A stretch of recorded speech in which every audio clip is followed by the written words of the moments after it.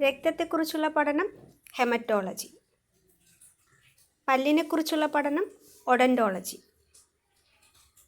വൃക്കയെക്കുറിച്ചുള്ള പഠനം നെഫ്രോളജി. കണ്ണിനെക്കുറിച്ചുള്ള പഠനം ഒഫ്താൽമോളജി. കരളിനെക്കുറിച്ചുള്ള പഠനം ഹെപ്പറ്റോളജി. അസ്ഥികളെക്കുറിച്ചുള്ള പഠനം ഓസ്റ്റിയോളജി. മൂക്കിനെക്കുറിച്ചുള്ള പഠനം റൈനോളജി. ചെവിയെക്കുറിച്ചുള്ള പഠനം ഓട്ടോളജി. മുടിയെക്കുറിച്ചുള്ള പഠനം ട്രക്കോളജി.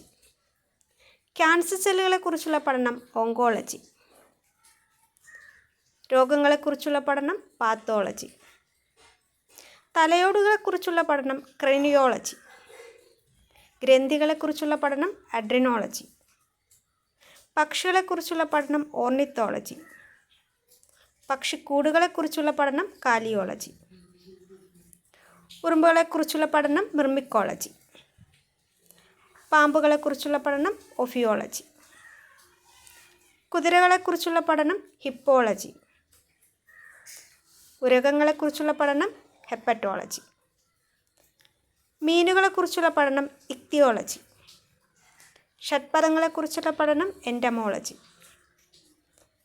മാപ്പുകളെക്കുറിച്ചുള്ള പഠനം കാർട്ടോഗ്രാഫി.